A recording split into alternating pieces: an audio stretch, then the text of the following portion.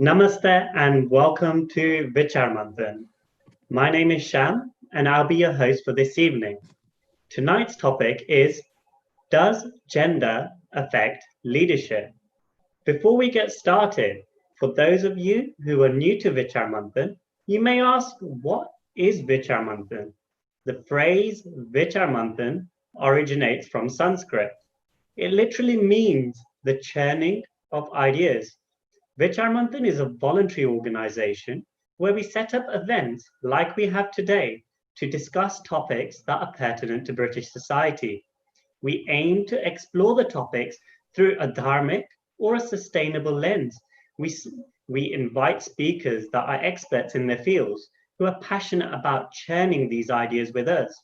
To help us churn today, we have 3 global leaders who have all taken a different walk of life to get to where they are today. I'd like to warmly welcome our 3 panelists, Amanda Goodall, Mark Stevenson, and Shilpa Cheddar. Thank you all for being here today. Our 4th panelist, Preesh Patel, could not make it this evening as he's not well. Obviously, this is not gender related, of course, but we wish him a very quick recovery. Moving on to tonight's topic, does gender affect leadership? The meaning of leadership has evolved over the millennia. In the context of a progressive society, how can gender play a role in optimizing effective leadership? What do we mean by gender, and what role does it play? Do gender stereotypes and roles act as a barrier in leadership? If barriers do exist, how can institutional mindsets and unconscious biases be transformed and developed? Before our panelists go on to their opening remarks to tackle these questions, I would like to brief our audience on tonight's 90-minute agenda.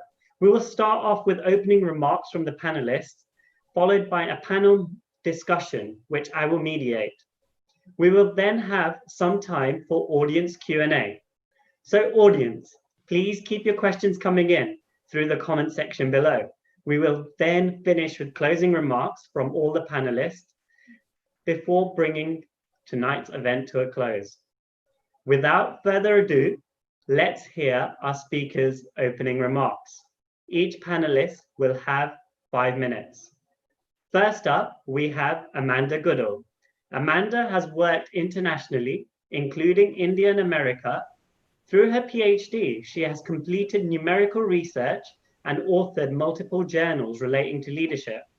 She is currently a senior lecturer at Cass Business School, with her specialist subject being leadership. Amanda, your opening comments, please. Thank you, Sham. Yeah, good evening, everyone. I'm not sure whether you can hear very heavy rain in the background here. So I'm at Cass Business School and my area of research is in leadership, and particularly tonight I'm going to talk about my main area of research, which is expert leadership, what I call expert leadership. And then I'm going to touch on another study that I've done, which is specifically about gender. But the main area of my research, which started with my PhD, and it came out of having worked with university leaders actually, and that was, do we need leaders who are essentially core business experts or those who are good managers? So the first study I did was looking at university presidents who I'd worked with, and I noticed there was a difference in the way that they led and the kind of appeal that they had from others. And one of them was an outstanding scholar, and the other one had given up his research very early in his career. So my PhD was really, should universities be led by top scholars, or should they essentially be good managers?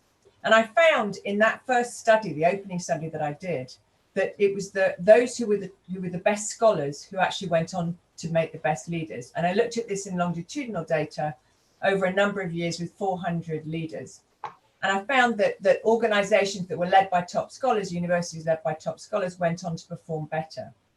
Now, of course, the most important thing in research is that you want to be able to replicate your research. And so I've now replicated this in many different settings. I've looked at basketball, I've looked at Formula One racing, I've looked at professional service firms. I've also looked at university or at leadership at the very top of organizations, and then also leadership within organizations. So your line managers. And it turns out that your line manager, and no one probably watching this will be surprised, but your line manager has the biggest influence on you as an employee. And what we found is that in a study of 35,000 employees from US and UK data, we found that those who reported that their immediate boss had either started the firm or worked their way up, was seen as technically competent, and reported that they could do the job of their employee, those line managers were far more likely to have employees, subordinates, whatever you want to call it, who reported high levels of job satisfaction and low intentions to quit. And why is that important? We now know, and there's many studies around the world that have replicated this, showing that happy workers are more productive workers. And it kind of seems a bit obvious, really.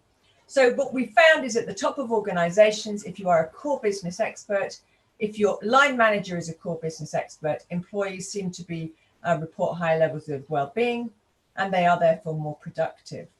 Now, of course, just being an expert isn't enough. And Sham and I have talked about this. No point just being a great engineer or being a great technical expert if you're really no good at leadership or management. You really need to be trained in leadership and management as well. In other words, expertise isn't a proxy for being a good leader or manager.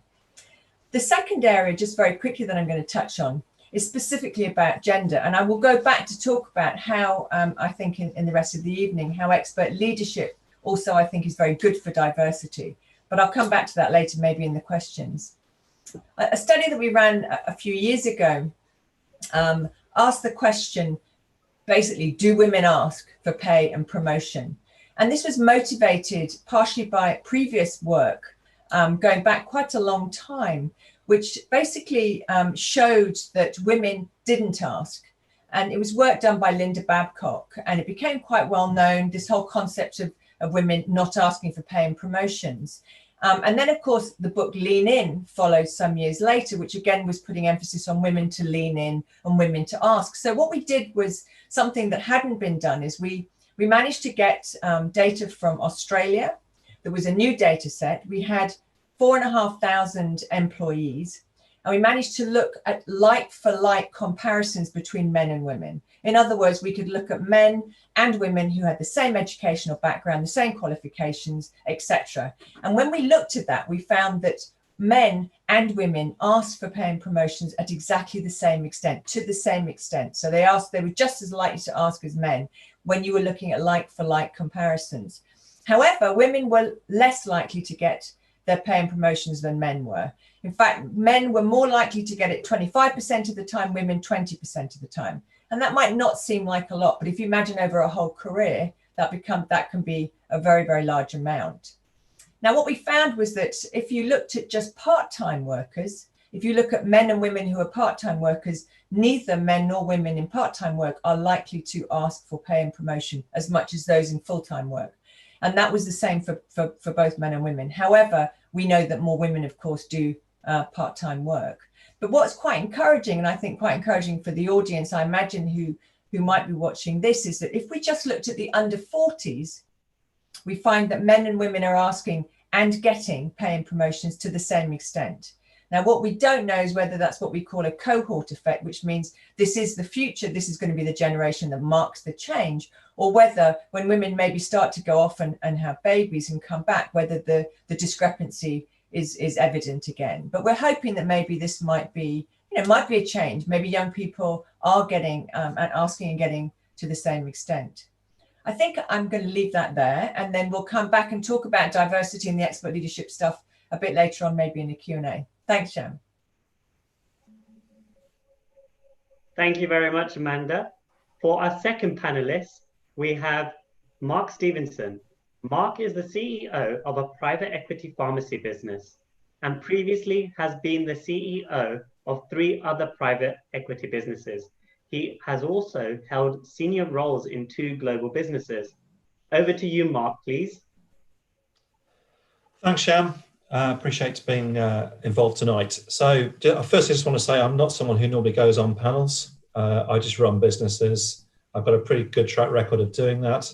So please forgive me if I'm not as subtle as some of the other panelists. I'm going to generalize without fear. Otherwise, I might not say anything that's of use. So that's the way I'm going to go through it. I've got 30 years of experience, as you've just highlighted, and I've worked across a number of different countries and cultures. And I think that's really helped shape me to see things done very differently in different countries. I've worked across large and small businesses. And as you've just said, the last 4 have all been with private equity. I think it's very important for leaders in a business that is private equity backed to be really focused on doing what are the right things in terms of leadership and having a balanced team. Often profit can get in the way of some of those decisions. I've been very strong on making sure that I've had a balanced team, and I'll go on to explain a bit more about that. So my last 18 years have been in healthcare or care. These are sectors where predominantly there are more females than males. For instance, in the business I'm working in currently, it's a 69-31 split. In pharmacy overall, it's about 70-30. What you haven't seen is equal boards or exec teams to reflect that. That is now slowly changing, which is good. I've even worked in care for a bit, and that was worse. Very, very male-dominated teams in that place. So I will now generalise. For me, and what I've seen with my experience is women do care more. And I think if you are in a sector like this, it's important to have that good mixture that I've talked about, that good balance that's there. Why ignore that? A bit of a personal insight. I think this is very important, often missed in business. My wife's got a senior role in Mars. And I learn as much from her as I do from anyone else. So she's my sounding board and vice versa. She's a lot more pragmatic than I am. I'm more gung-ho than her. And that works very well when we're talking about things. So for me, good leadership, there's several things I always think is really important. Clear vision, a great team around you, authenticity, crucial, simplicity, great communication and decision-making. And the best teams that I have worked in or seen have been balanced teams. The worst teams have been pretty much men-only teams. So that's what I've learned throughout my career. I think certainly on men-only teams, and I have seen that the focus can be lost, and you end up losing females down the organisation, which doesn't help you long-term either.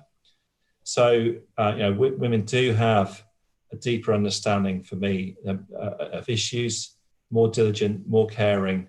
And I think in businesses like I'm in healthcare and care, really, really important.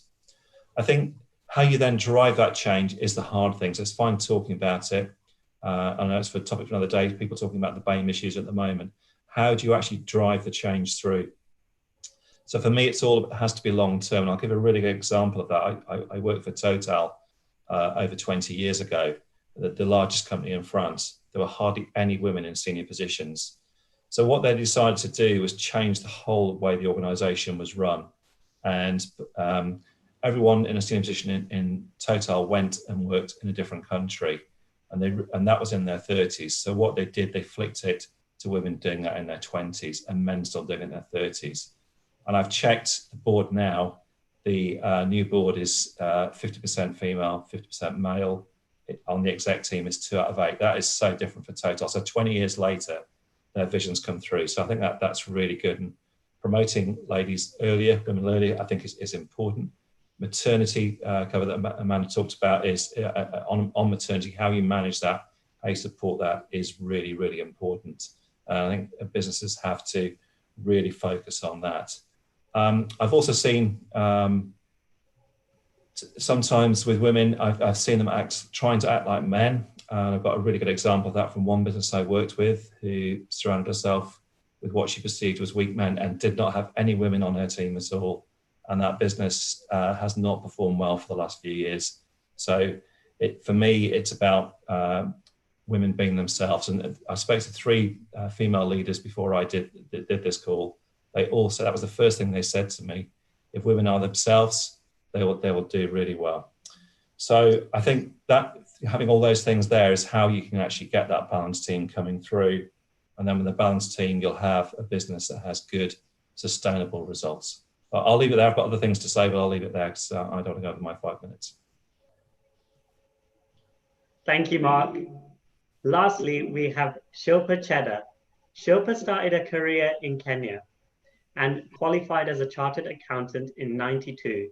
She became a senior partner at the accounting firm in '98. She continues to work for the firm, and she is the only senior female partner at her firm. That's out of 28 partners and directors.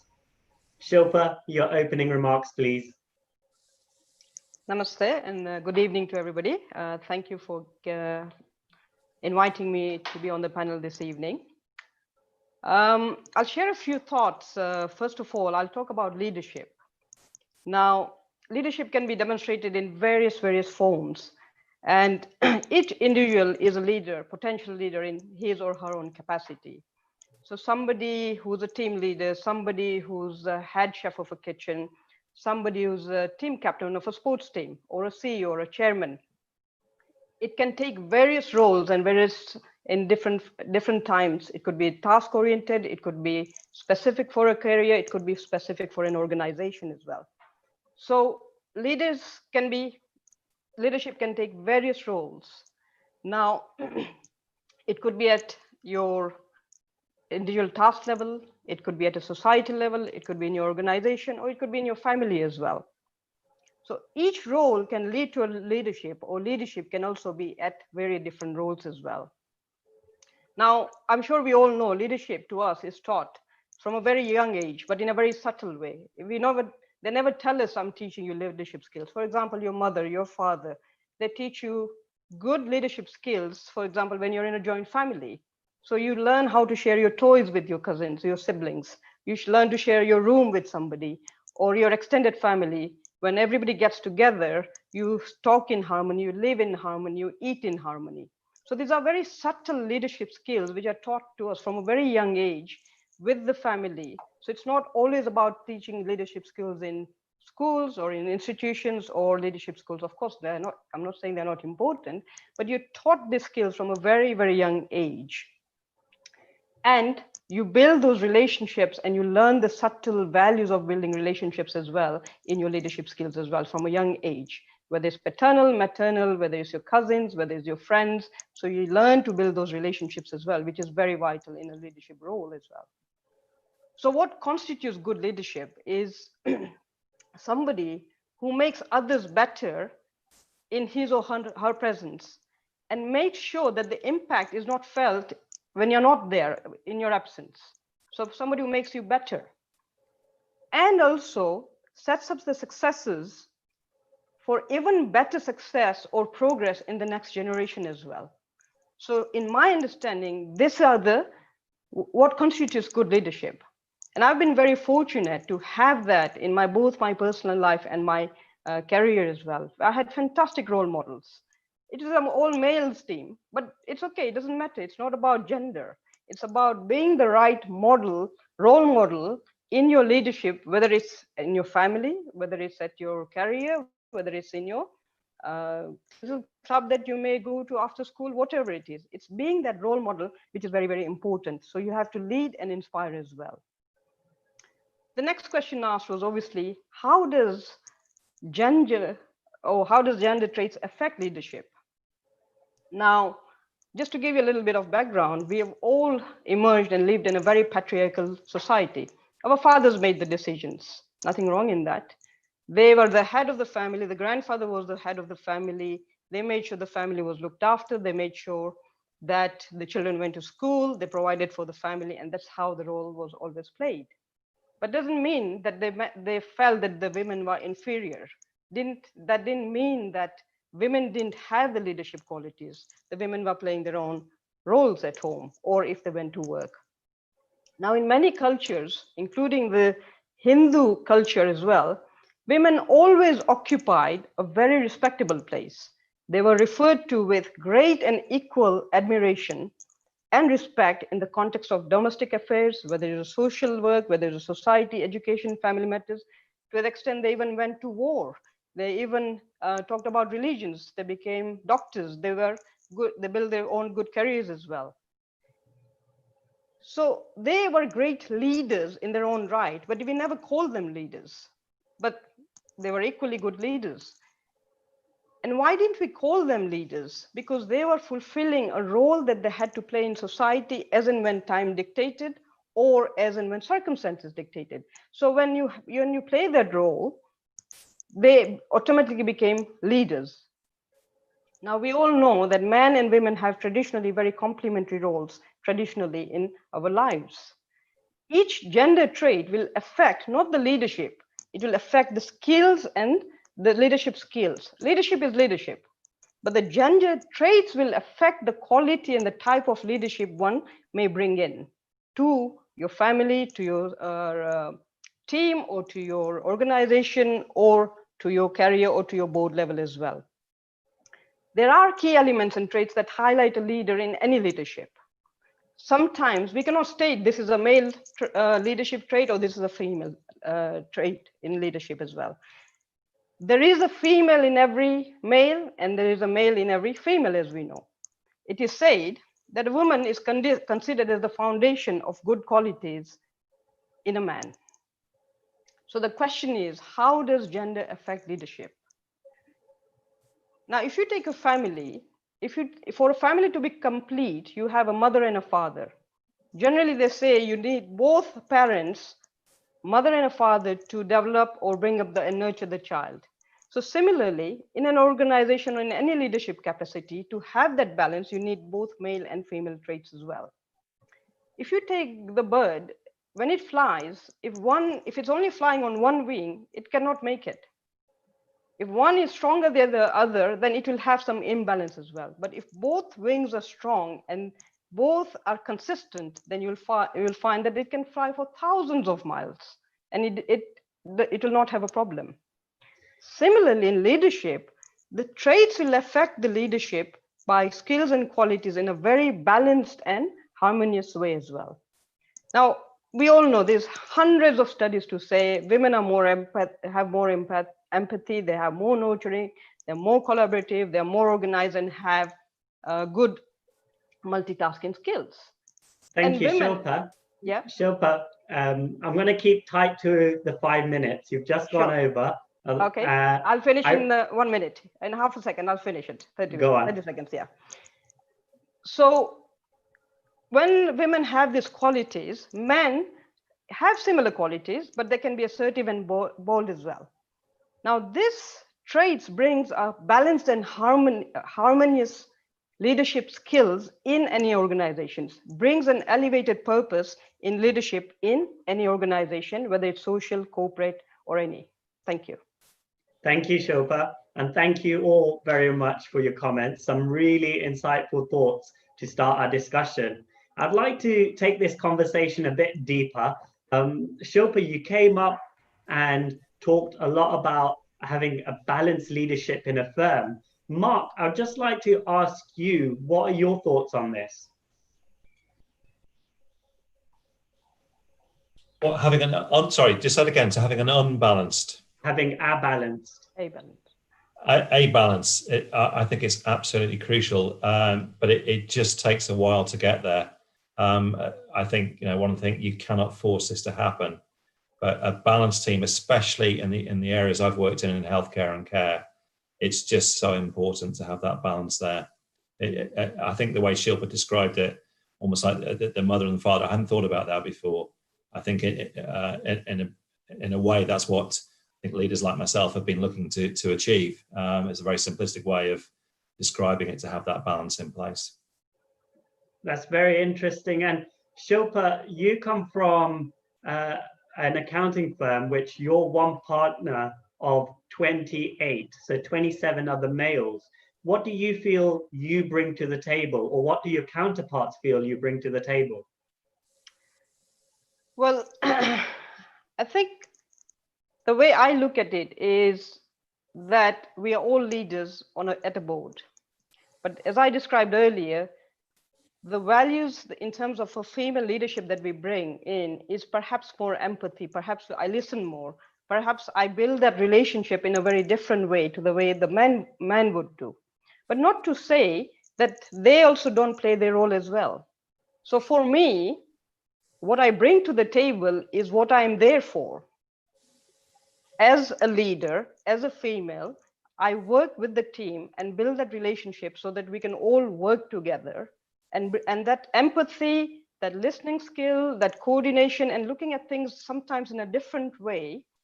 And when the larger team listens to you, when they work with you, that is what works well. And they bring to the table equally good skills as well. But more important is that balanced views and working together and building that relationship, which I think helps us run the organization. Thank you. And are there leadership traits that are innate and others you can learn? So Shilpa, you started off by saying you learned a lot from the family at an early age. Amanda, I'd like to see if you've come across in your academic studies about this, whether there are leadership traits which are innate. It's interesting because leadership is one of those areas where there's been hundreds of books written about leadership. There's 100,000 articles featuring leadership. And yet, if you actually look at what we can say is generalizable across all people, across all organizations, there's actually very little evidence about what's generalizable. There's one factor that I think everyone would agree. Having a narcissistic nutter is probably not what you want in a leader. And yet, ironically, I won't name names here, but let's look at some of our political leaders around the world right now, and we'll find that narcissism seems to be a very dominant trait. So that makes me think, wow, we haven't succeeded that far really in the world if we've got those kinds of people. And that's the most obvious trait, if you like, that you wouldn't, want to see. But I think that there was a lot of work done in the very early stages of leadership research, looking at trait theories. And actual fact, a lot of that just didn't stand up at all. And I mean, where we have come is we've come a long way in terms of, talking about, Shilpa talks about the difference in men and women. Now, what we know is that the expectations of women are different. So, for example, the expectations in families often are that women and girls used to have to be much more smiley. They couldn't be so aggressive. If they were assertive, they were told off that they were aggressive or bossy, whereas the men were allowed to do that. And I think that males and females were basically dumped with these expectations of behaviors, and that's carried through. The fact that women are maybe more empathetic than men, I mean, I'm not an expert in that area, but I've met many men who are very empathetic. And I just worry that we place these gender stereotypes on people and say that, that women are more like this and men are more like that. So I guess I'm a bit worried about that. It may be that in certain situations you want a different kind of leadership. And one thing we have learned about is that the personal behavior, leadership development has become very, very important. So we want leaders who are reflective, who, as Shilpa says, and Mark say, listen, they've got humility. I don't think in that case it matters less about the gender. It's more that we have to learn to do that, and that isn't necessarily something that if you're going to be a leader and you're going to get your elbows out and try and get yourself to the fore, showing humility, really listening more than you speak, and all of those kinds of characteristics, those can be quite hard, but those now we recognize are really important to learn. So I run a degree for doctors, exclusively for doctors, in leadership management, and the first thing we do is hold that mirror up and get them to think about themselves, about their own behavior, about their reflections. And the way I joke about it, and one of my students, Bansri Lahani, who's probably watching this, will know this, is that I joke about the fact that if your mother told you that you were short when you were 12, you don't want to be penalizing tall people for the rest of your life. So we need to deal with these personal things first and foremost. And that has been recognized. I think that's I'm sure my co-speakers would talk about that as well. It's become very, very important. Self-reflection, those factors. Thank you, Amanda. Did you say being a good listener? So would you say that is a feminine trait, or would you say that's a masculine trait? I don't really like those kinds of comparisons, actually. I think that, you know, some people may say that women are better at listening, but maybe that's only because women have been told they have to be the listeners. They weren't allowed to speak up. In many societies, they're still not allowed to speak up to the same extent as men. So I would say that, you know, I've got a loud mouth on me, and I'm very much a woman. I do think that it's about allowing men and women to behave in the same way, actually. And I also equally know that men who are very empathetic, who maybe aren't super macho, may in their childhood or when they were younger, that may not have done them any favors. But I think what we recognize is man or woman, and you know, that certain characteristics are really important. Being a good listener, I think, is a really important thing. I think we all recognize that. I don't think it makes any difference whether you're a man or a woman, personally. Thank you. And Shilpa, what are your thoughts on this? Because you have drilled in to say at an early age, you learn certain traits to be a leader, and it comes from role models. Do you think some traits are innate? Yes, I think I agree with Amanda, where in terms of your leadership qualities, everybody has to learn all the qualities. But if you take a mother, there are certain innate qualities a mother has. The mother will look after the child in a very nurturing and a caring way. Not to say that the father doesn't, but some of these natural qualities come because you're female by nature. I'm not saying all the males don't have it, but some qualities are inherent in if you're a female and if you're a male as well. So the man can be caring, and so can the women, but some things come naturally to us. Some things come through culture. Sometimes some things come through how you're brought up, in which kind of a society you're brought up. If you're brought up in an aggressive society, the women will become aggressive. If you're brought up in a passive community, the women can be passive, but they can also nurture, and they'll have the leadership skills. So it also depends on your background, on your cultural background, and the type of values that you were brought up with as well.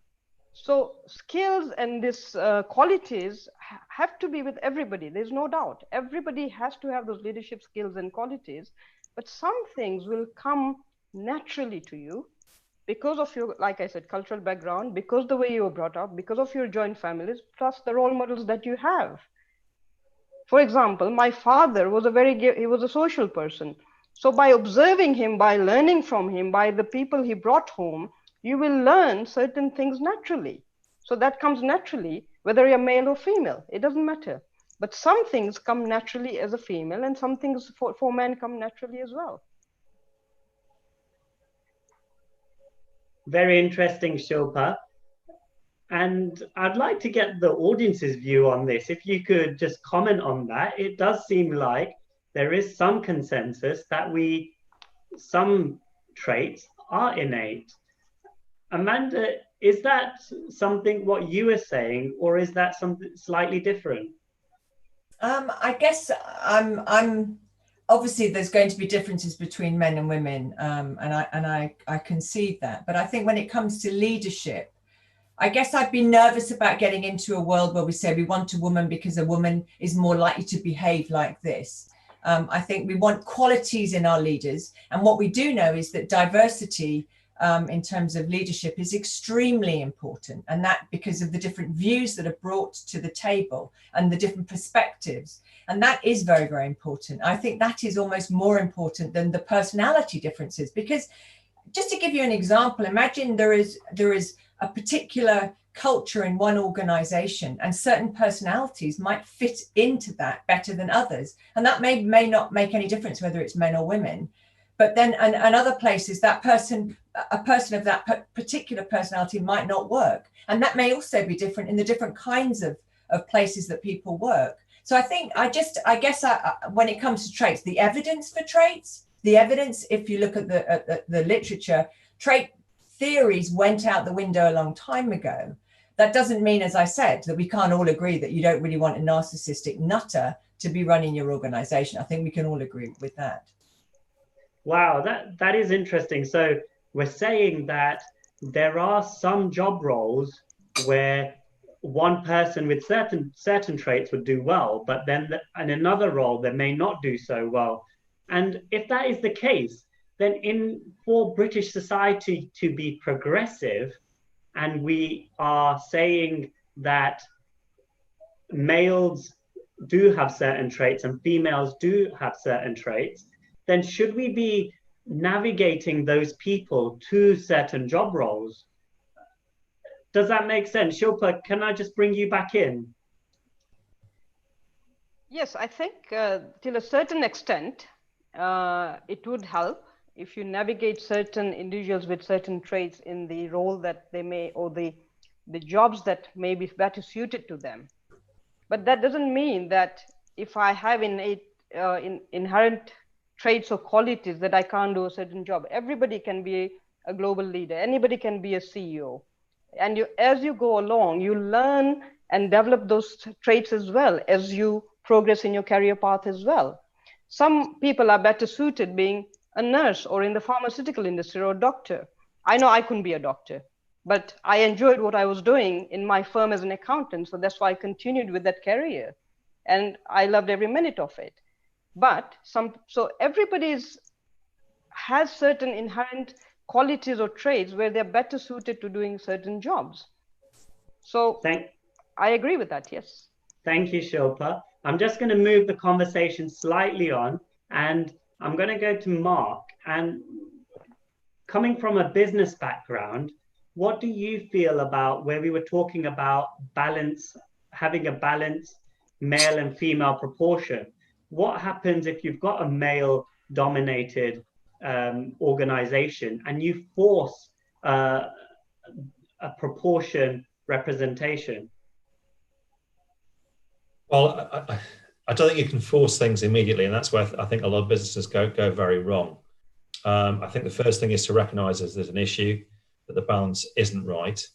And then I really do believe it then is a long-term view to change that, to recruit people lower down the organization, to recruit more females into posts. As long as you are, for me, the way I've described it, where I've worked is where you then get a 50-50 choice, you will then go female rather than male when you're recruiting.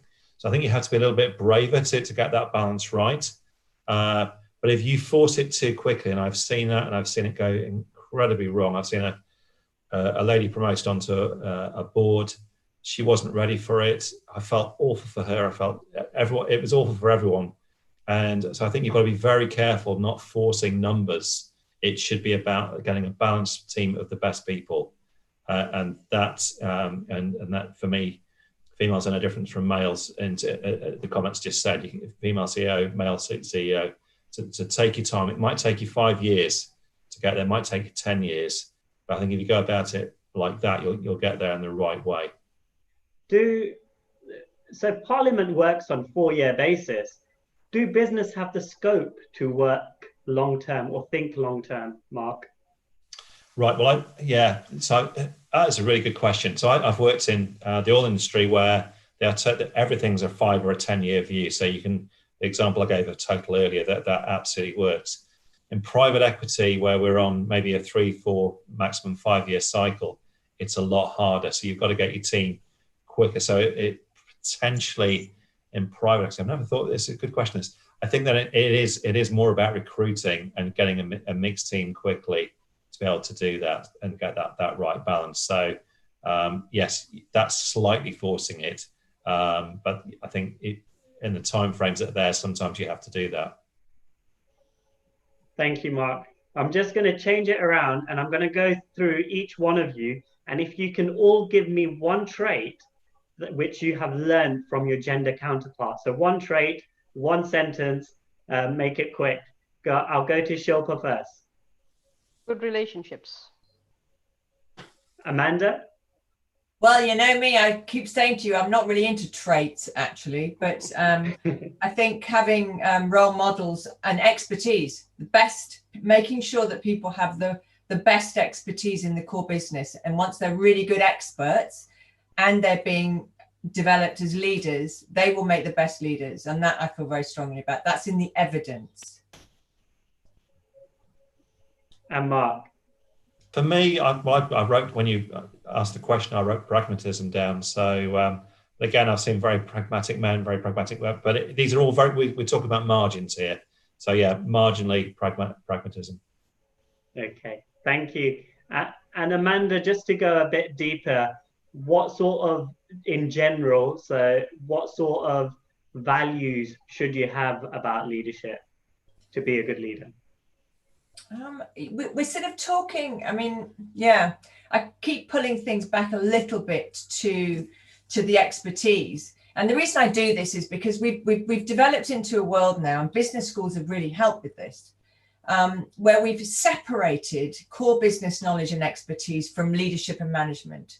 We've come out of a world where we've said that if you get an MBA and you train as a leader and a manager, you can lead anywhere you want. And we've got, you know, lists of disasters where that has happened. And the last financial crisis actually was, you know, that was partially linking to this. And the coronavirus, interestingly enough, has actually brought expertise back to the fore. So what I feel in terms of values is we want people to focus primarily on really understanding the work that they do, the core business that they do. And when they do, we find that the values that they take into their role as a manager or leader are far more applicable to the team or to the organization. And what I mean by that is, if I've trained for many years and become a surgeon, for example, and then I manage a team of other junior surgeons, I know what kind of environment they need to really flourish and blossom. And so it's really, really important. Then I can actually instill the right sort of values. There's trust. They think I'm credible. Credibility is the most important thing in a leader. If you don't think someone's credible, you're never going to want to follow them. So I think, again, you know, values are really, really important, but we've got to get back to the stuff that's evidenced. We can all talk about values, but how do we measure values? I mean, to some extent, you need something that you can really know. If these people really understand the environment that they work in, and they really understand what makes the people they work with happy and productive, then those values will be transmitted. The right working environment will be created. And that's what I really believe in, I suppose. Mark, what do experts in your area lack to be an effective business leader?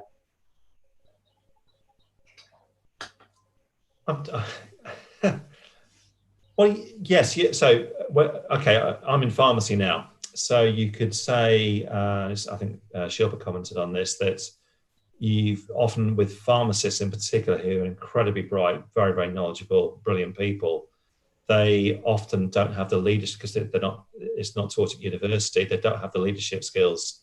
So they have to be encouraged. And it's very difficult when someone is working 8, 9, 10 hours a day to find the time for them to develop those skills. And I think it's something that we have to face into with our business. It's not a male or female thing. This is any pharmacist. How do you get someone with all those brilliant technical skills to help them to become a leader? It is really, really hard to give them the time to be able to do that. And going to Shilpa, you became a leader or a partner very early on in your career. Do you think it was quite easy to do that, or did you feel like you faced a lot of challenges because it was quite quick? No, I think I had very good senior partners who believed in the organization and believed in the people they had. So they encouraged me to take on this leadership role. Of course, as an individual, I wanted to progress in my career, but I had very good role models who mentored me from the day I qualified, and they said, if you want to become a partner, this is what you need to do. They were good role models. They encouraged me. I didn't know everything, but with their role models, the way they encouraged me, the way they guided me, they took me on this career path. And in fact, they said that we want you to become the first lady partner in the history of the firm. Now, to me, it didn't matter whether I was a lady or a female or a male. What mattered to me was getting on that career ladder with with the good role models that I had. So I was very blessed to have that. But at the same time, the challenge is then you have to fulfill those expectations as well. So you always, in your mind, have a personal challenge in saying, will you be able to manage that challenge? And again, if you work as a team, if you work on your strengths and you learn to work with the weaknesses as well as a team, then that challenge becomes easier as well. So I was very fortunate to have fantastic role models. They're still there today. And even today, the team that we have is the same principles that we work on. Interesting. And coming back to you, Amanda, what do you find experts lack when they join your course? Could you help Mark's pharmacists, for example? Absolutely. Definitely. Yes. I mean, just going back to Shilpa on role models, actually, that's why diversity is important, I think, because if you don't see someone up there who looks like you, who you can relate to, I think that makes going into leadership much harder. But certainly that's what I mean about separating expertise and management, and that's been happening. Experts, you want experts to really focus in, as Mark said, you want people in the pharmaceutical industry to be brilliant pharmacists, to really know what they're doing. And you need them to focus on that. You need doctors to focus on healthcare and developing their skills for a number of years until they're very, very good. You don't want them to leave too early to go into leadership management, because then they will not be crafting their skills and they won't have credibility. One of the things I think I really believe is that if you have an expert, you have to lift the lens up as they go through their career. So for the first few years, you want them just to focus on gaining their expertise. And then as they go through their career, I believe you can widen the lens and you drop in different amounts of leadership and management development, some self-reflection, coaching, etc. And then the lens widens. You get the team, you get the department, you get the organization, etc. But that has to go hand in hand with their own development of their expertise in their career. But I think it's much better, and the evidence suggests this in all of the work that we do. It's much easier to give some leadership management skills to an expert than it is to be able to expect a manager with no expertise to understand the role of experts and the world that they're managing. That's very, very difficult. And this is what's become very, very strong. This is where we're at now. And how did we get there? Why did we get there? Because partially I believe that politicians actually don't really like experts. You know, Michael Gove said Britain were bored of experts a few years ago. Well, of course, that all changes when there's a pandemic and they have to be sandwiched by them, you know, to look credible at all. But experts are difficult people. I was about to swear then, but I stopped myself very quickly. They're difficult. Experts, if you ask an expert to do something that their own practices, that certainly in accounting, that they are not allowed to do, that goes beyond their professional codes, they will say no. And politicians don't like that. Politicians want people to say yes and to do what they want. And we can see this happening now with the pandemic, as experts are being slightly pushed into the background again. So I believe very, very strongly that where we need to really focus is we need the right kind of management leadership education to bring that and to combine that with expertise, and then we will get the best leaders and managers. Very interesting. Mark, are you an expert or are you a generalist? Could one say that you're an expert CEO? No, I'd love to be. I learn every day. So I think if you had to put me in one of those two boxes, I'd say a generalist.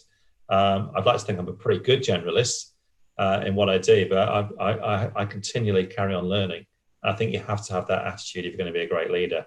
I think if you think you've become an expert, and I mean, Jack Welch did that at the end of his career writing his books. I think he had every right to do that. I've read them, and they're as good as any you can read. I'm certainly not in a position to write books, and you've got to have, I think you've got to then have a lot of facts to back it up. I've got 30 years of experience, which I can use. Most of that experience is really helpful, but not all of it is helpful because the world's changed as well. So I'm probably more of a generalist to answer your question. Thank you, Mark. Shilpa, if I come to you, and So I think Amanda's confirmed this, but just to affirm, could you see a generalist becoming a managing partner at your firm? Or do they always have to be accountants? What level do they have to be before you can accept them to be a partner? So the way it works is, of course, you need to have the necessary technical skills to become a partner. That is key. But of course, they will also look at other traits. Can you be a team leader? Do you have vision? Can you work with the team and not rock the boat? So sometimes you can be an excellent expert or fantastic intellectual doing what you're doing. But if you can't sit on a table with the others, it's not good. You're not a leader then. You're very good at what you do, but you can't sit around a boardroom table and make decisions. Because sometimes so it's not always about expertise. It is also about learning to work with others, learning to work on the strengths, having the humility also to work from others as well. So expertise is definitely required. And what they measured in terms of progression to a partnership is, will he or she become part of the greater team? Will they have the greater vision of the firm?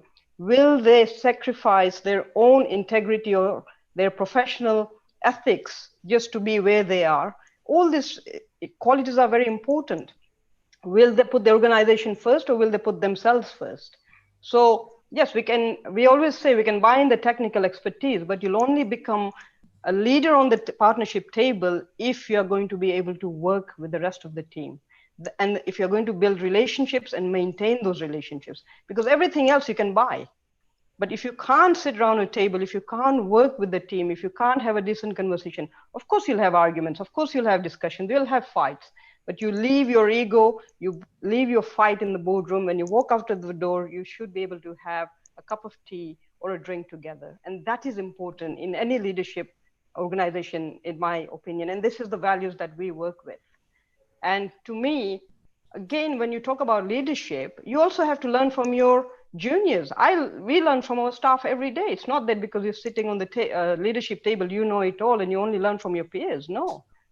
Leadership skills can be learned from top down or down top as well.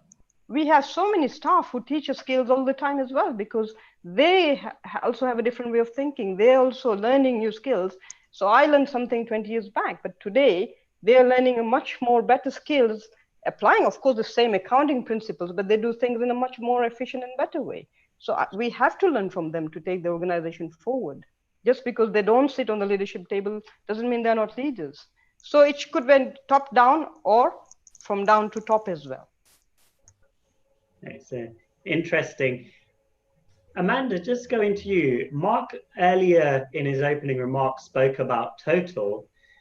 Do you think women struggle to get into leadership roles because they have to take time out to have children, for example, to have a family? What are your thoughts? Women do obviously take time out and have children. I didn't have children. I didn't want children personally, but we know that this is an issue. We know that women leaving the workforce and coming back into the workforce has traditionally been a big problem. But I do think in terms of diversity, I'll tell you a story about a study that I just did recently. I got approached by Denmark, by a healthcare organization in Denmark that represents all doctors in Denmark. And they said, Amanda, please come to Denmark and talk to our doctors and tell them they need to go into leadership management because the government's going to change something if they don't. And none of them want to be leaders. So we said, okay, well, what makes you think that they don't want to be leaders? How do you know that? Anyway, in 3 weeks, three of us managed to survey most doctors in Denmark, and it was a sample we put together very quickly, and we had about 4,500 in the end. And we asked them, do you want to become a leader? What are your incentives for becoming a leader? What are the disincentives? What about leadership development? Because obviously that's massively important, as we've all agreed. And what are the incentives for you to do leadership development training, and what are the disincentives? And it was very, very interesting. They laid out the reasons, the administration, all that kind of stuff. And I suppose my big issue here is that I think organizations are backwards in the way that they do things. if the NHS wants more clinical leaders, then what they should be doing is asking why they are not stepping forward and changing the organization to suit those you want to take those kinds of jobs. And so I suppose that's where I would go with this, is that if you want more women in leadership, if we want more diversity, if we want more BAME candidates to come forward, we have to understand from their perspective, why do you not want to come forward? What's stopping you from throwing your hat in the ring? What can we do as an organization to encourage you to come forward, because we really want you? And I think that's where we have to start, not looking at the problems. It's a bit like the study I told you about lean in and about women don't ask. It's all about, oh, it's your problem if you're not a leader, because you as a Black or ethnic minority or a woman, you're not choosing to become a leader. You're not throwing your hat in the ring. You're being quiet. You're being passive. You're being too empathetic or whatever. That's not the way forward. If people aren't, if I'm not coming to your party, there's something wrong with your party and you better change your party. Ask me how best you want to change your party so that I'll come and join it. And I think that's the point here, is I think we've got to turn the lens around and focus it. If you want women, if you want anyone to come to your organization, if you want the best experts, you want the best doctors to go into leadership positions. And let's think about leaders. You want the leader to represent the standard for the organization. So the standard bearer better bear that standard. Now, if you want those people to come forward, you've got to turn the organization around and make it so that they want to come. It's not their problem if they're not joining. It's your problem as an organization. Mark, just to reflect on that. So if an organization is to be adaptable to ensure that we can get the best in that organization, is that easy for an organization to do in your experience? Yeah, again, yes, but it takes time. I think I fully agree with Amanda's point there. You've got to make the organization that the best people want to stay in it, first and foremost, and then secondly, that you can actually go and recruit good people into that organization. You can't play at that. You can't pretend. It has to be absolutely genuine that people really want to stay and they can see that their careers can flourish in your organization. So there's a lot of work you have to do there. And this is some old-fashioned stuff about really understanding what's going on in your organization, how people truly feel about the organization. So I mean, I'm a massive believer on walking the shop floor, speaking to people on a daily basis. I think the best leaders, again, the ones I've read all seem to do things like that. So they understand truly what was going on. And then retaining people and recruiting the people in, it becomes a lot easier. Everything then happens naturally. Thank you, Mark. We've just come to the end of the discussion phase of our event today, and we will move on to question and answers. It looks like we've been having a lot of question and answers coming in. Keep them coming in, and we've got a nice section here where we can get some of these answers for you. So one question we have from Frederick Kibed is, how can one develop the leadership place for women without necessarily them feeling it's donated? So I'd like to ask that to Mark. Yeah, again, this is about, I'll repeat what I said earlier, it's about looking long term. So, but you might, if it is really bad, and I've been into an organization where it was all male, no females at all in senior roles, I think then you have to accelerate that initially to demonstrate to everyone in the organization that you're going to change. So my preference is always not to over accelerate, but I think there are times when you have to accelerate to demonstrate that what has gone on before is going to change and you are going to have more balance going forward. So yeah, there are times when you have to force it, but I prefer never to have to force it, but I have done it once. We got another question from Mina Baghdad. This is to you, Shilpa Ben.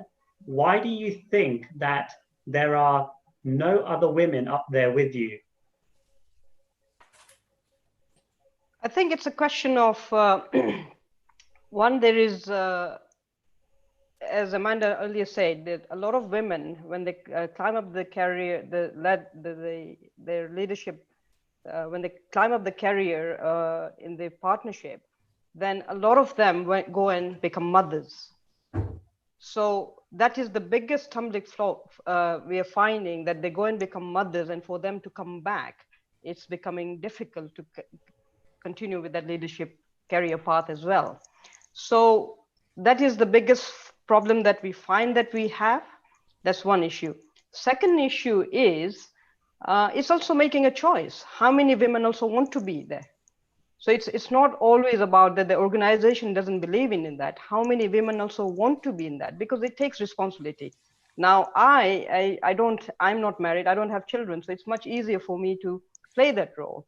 But some women prefer to make a choice and say they want a balanced life. They want to be more at home. So how do you balance that as well?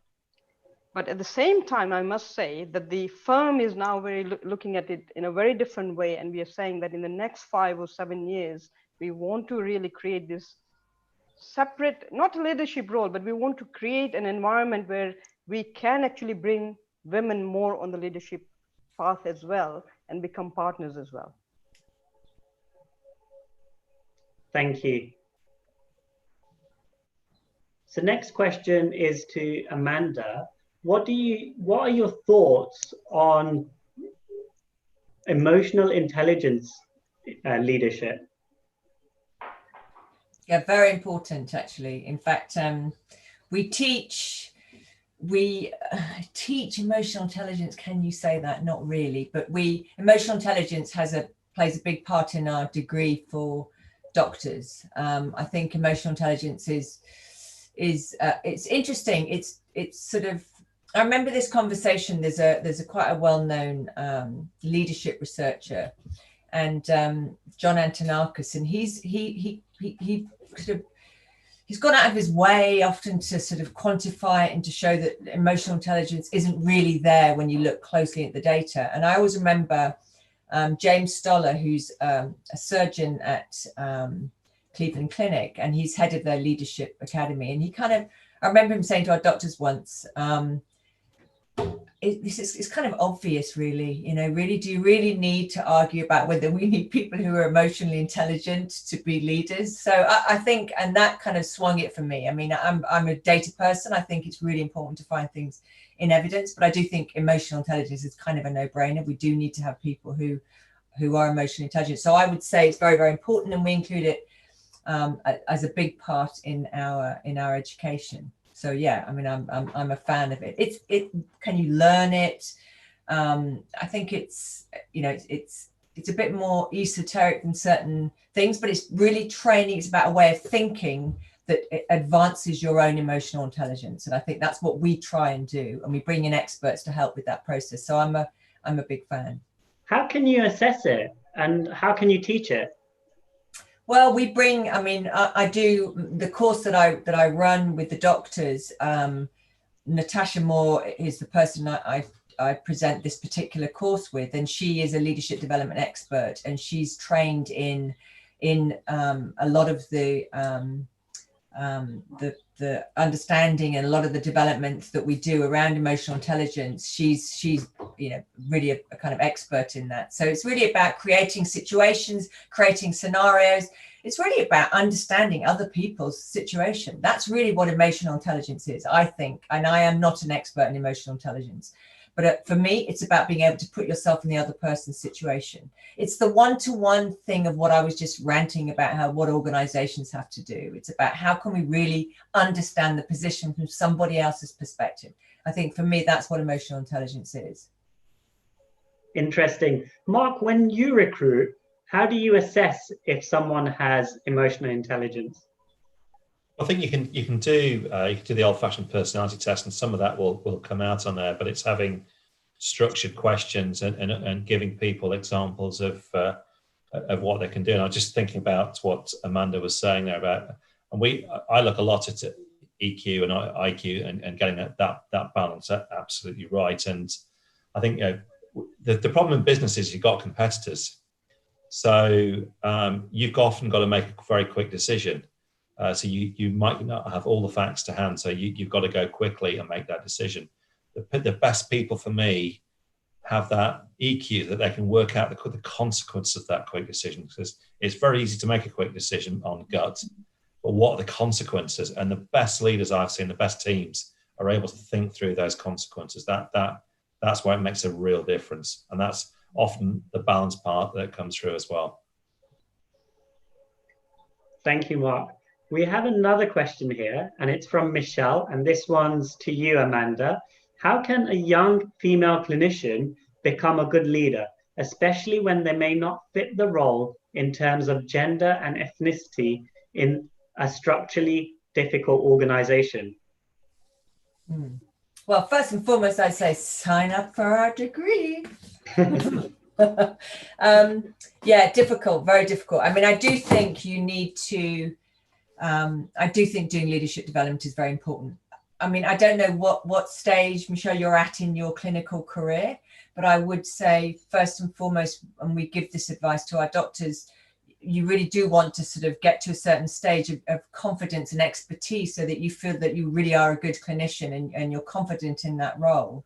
I think different, again, going back to what Shilpa and Mark have said already, different organizations, different work settings will have different cultures. So some will be more open to you or others progressing into leadership roles than others. And to some extent you do have to find the right place, the right fit actually sometimes. And I think one of the things that's come out of COVID is that, I mean, clinicians, doctors, you are probably in the most secure position of any of us in the future in terms of your job, actually.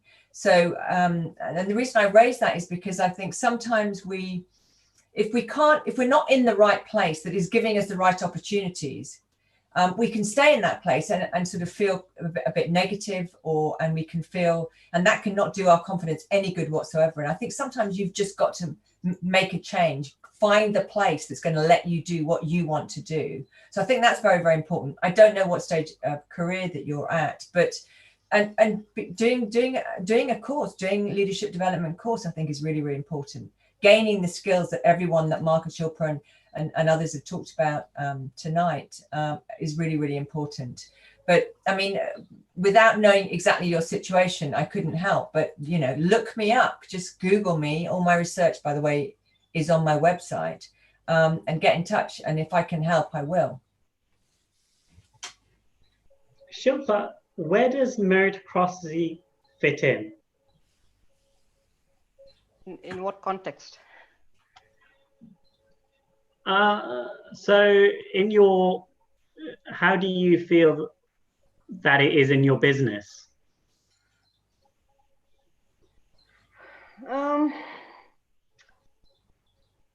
It's a difficult question to answer because, you know, I mean, of course, you'll have certain instances where you'll have those situations, but, you know, it shouldn't fit in at all, basically, because, you know, you'll have situations, but you just have to learn to how to manage it, because and it also depends on what stage or what time or, you know, what the situation is about. So I'm not quite clear what you're trying to, in which context you're asking this. Do the best always get recruited? Do you have to make a compromise? Okay, so that guides me a little better.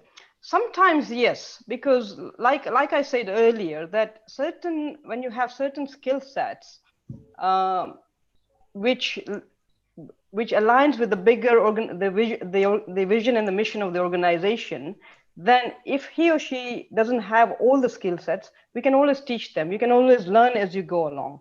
So sometimes it's not compromise. It's sometimes finding the person that you want to, and then developing him or her into that role as well.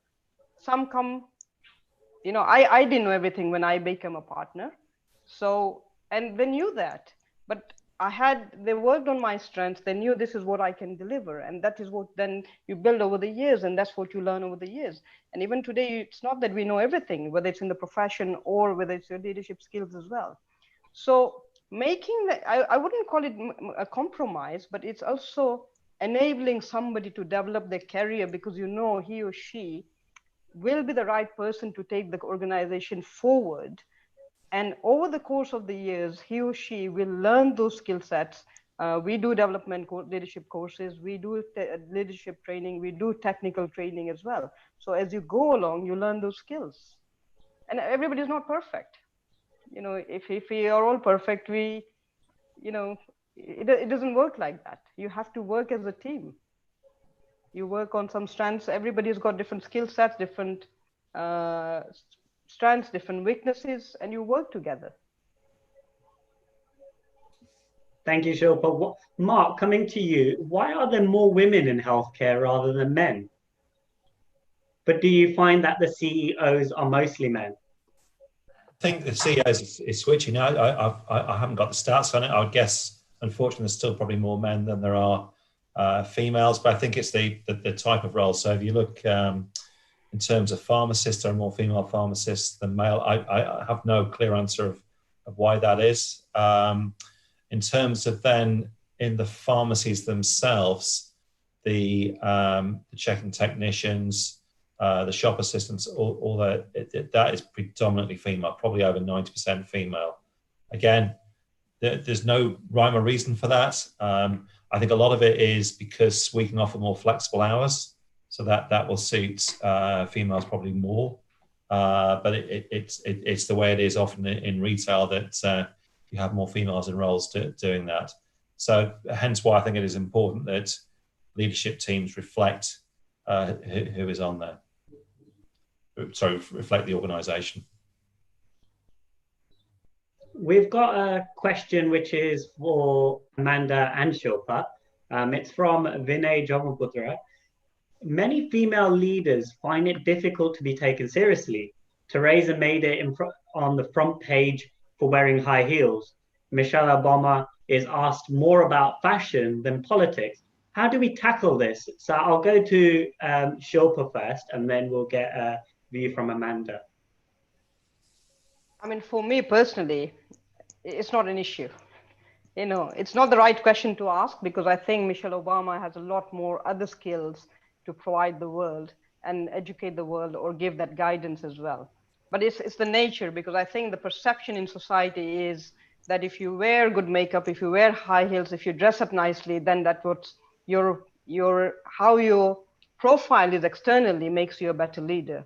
To me, it doesn't bother me, because it's more about the qualities and what you have to offer. Of course, everybody should dress nicely if possible, and everybody should wear, but it's not the end of it all. That's not the first. And, you know, perception sometimes can be wrong as well. So just because somebody wears high heels and all that. So those statements to me, yes, they are asked, and it is about perception, and this is what the world wants to see. It's perception. That's the way people want to look like. But to me, it's not important. So if it is the papers and the news which is giving these headlines, how do we tackle this? How do we change this? I think we have to educate them that whilst it's not important, because I think Michelle Obama has a lot more to offer. Why don't you talk about what she has to offer than how she dresses? I think that's very important. And she herself, perhaps she also has to educate the newspapers and the journalists and the media as well, that talk about what she has to offer. I mean, if you take Oprah Winfrey as well, if you see her, when her presence makes all the difference, when she takes a show, the way she talks, what she delivers, that's more important, not what she's wearing. And this is where we need to educate the media and the journalists as well. What is important? What do we want to learn from these people? I think we have a general consensus of what is important. Amanda, could we get your take on why this happens and what can we do to tackle it? Yeah, it is interesting, because when I started out, and I left school very, very young at 16 with no qualifications. I was very bad at school, and I went into the fashion industry actually, and I do like clothes. I didn't really like the fashion industry much. I found it wasn't for me, and I went into sort of campaigning politics for a number of years. But it was interesting that, having worked in fashion, people kind of, when I moved into the political side of things, sort of looked down on me for being, not being serious enough. And I always thought, well, sod you, I'm gonna I'm going to wear bleached hair and wear earrings and do that if I want to do it. It's got nothing to do with me. And I've always been that way. And I like clothes still. And screw you if you don't like it. It's too bad. Having said that, we obviously have got issues with the media and its expectations of men and mainly women. It's women that get commented on. It's always aesthetic comments are always made about women. And that is very upsetting, extremely upsetting.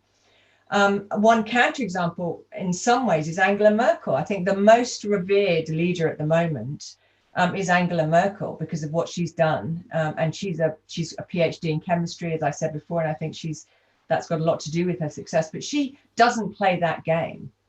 And actually in Germany, I lived in Germany for nearly 2 years, and women's situation in Germany is actually behind in many respects, the UK. I was quite surprised.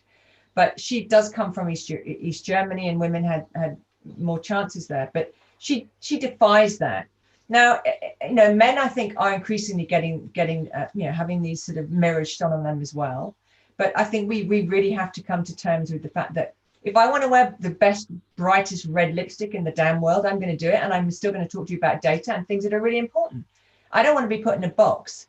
And I think the more of us that the Angela Merkels, the more people that show that what they're saying and that how important what they do, irrespective of what they look like. My only one caveat to that is it does really upset me, and I would swear now, but I won't because I'm just far too responsible. And that's on television when women are forced to wear skirts that I know I would pass out in because I couldn't breathe, and high heels that are absurd. And that does annoy me, actually. I mean, why is every woman in every successful TV program got to end up wearing high heels that we know none of those actresses would ever wear, ever? So I think there's things that, we also need to push back and say, I'm not wearing those heels in this television drama, and that's it. That's my philosophy. It's not very deep, I'm afraid, but... Thank you, Amanda. We have another one, and I think this question's best suited to you. It's from Akshaya. Should schools and universities place more emphasis in skills training that nurtures leadership qualities from a younger age? Yeah, great question. Really great question. Yes, and I think probably right now with the Black Lives Matter movement, that's a really important issue, that we have an inequality. That we know that certain students get better training, get tutored, and all of that. And I think this is something that we should be doing at a very, very early age, and in universities too. I actually think that it is improving. I think from what I gather about private schools, they instill some of this stuff in their kids when they're quite young, and that gives them a confidence and an ability which automatically gives them an advantage, I'm sure, to the average state school person, of which I am. But I think that is very, very important. And I also think in everything we do, we should have that side. We should be, as Shilpa and Mark have said, communication skills are really, really important. And those are really important for all of us, no matter what you do. So I think those kinds of things should be absolutely, there should be much more of that in school and in university. And it doesn't mean that you want everyone to do a management and leadership degree. No, these are the kind of basic skills I think that are being referred to that we should all be developing. And I think in the United States, actually, they've been quite good at doing that quite early on in their public school system. I mean, someone else might know that better than me, but yeah. Thank you, Amanda. And coming to Mark and Shilpa, what characters ought we be nurturing at schools? Do you want me to go first? Yeah, go on, Mark. Sorry. Yeah, I'll just refer to the initial question put to Amanda. So in pharmacy, unfortunately, in the pharmacy degree, there is next to no support for leadership. So when the guys come out of their degree on pharmacy, it's then all has to be self-taught, which is very hard, and that there is an awareness that needs to change. I'll even do myself on business studies. There was hardly anything on leadership. It's bizarre, isn't it? So you can do a course on business and have next to nothing on regards to actually how leaders actually work and what is good leadership and what is not good leadership, and everything you learn around it. So it is even on a degree like that. Maybe it's changed now because that was 30 years ago, but I somehow doubt it. So I think it's really important, and I think it would be great if the universities had, on all degrees, had more focus on this, because even if you're not going to go into business, you're always going to have people around you, and you need to understand the organisation you're in. I think it's something that's really missed. That's a good question. Thank you, Mark. We've run out of time. We've got loads of questions coming in, so I'm really sorry for the ones that I've not been able to ask. Time has flown, and it is the end of the Q&A section. It has been a great month, and some really insightful points have been made. To help us now consolidate these points, we're going to give each panelist 2 minutes for their closing remarks. We'll go in the same order as the opening remarks. So, Amanda, can we start with you, please, your closing remarks? I feel like I've talked a lot already, but I suppose my closing remarks, I'll go back to my data. I'll say, if you want to become a leader and a manager in the future, I will say, become really a credible expert in what you're doing, and gain the respect in that, and then widen the lens and think about doing some leadership management training. And I think the thing that I've been most impressed with in terms of the course that we offer is the personal leadership development. And I've always found those kinds of things very important, but actually seeing the results on the degree. So I did an article for the Financial Times just about 10 days ago, and it covered what the doctors on our course, what they were using from our course in the COVID crisis. And it was fascinating learning for myself and Natasha, who co-teaches it with me, to see the stuff that they were using directly from, I mean, it was all around leadership and change management particularly, but that was amazing. And a lot of the emotional intelligence came up a lot, self-reflection, coaching techniques, all of these things were used a lot. So I think get your expertise, get your credibility, be good, don't rush, don't try and become a manager or a leader too quickly, gain the credibility, gain the knowledge. And then as you're going, think about holding that mirror up to yourself and doing some leadership management development. And the other thing that I would say, finally, that I've benefited a lot from in life, and I'm sure Mark and Shilpa probably too, is coaching. Coaching is great. Not everyone can afford it at all times in their life, but it's something that's become more important in the career and in the development of leaders. So it's something to think about if you don't do it now, but maybe further on down the line. And we do offer coaching. We build it into the course because we think it's that important. I think I've promoted that course quite enough now. I will stop. Thank you. Thank you. I really enjoyed tonight. Thank you, Amanda. Mark, your closing remarks, please. I'll link to what Amanda's just said, actually, because at one point in my career, probably about 15 years ago, I'd become very stuck. And if I hadn't have had a brilliant external coach, I probably would have stayed where I was. But that external coach really helped me look at myself.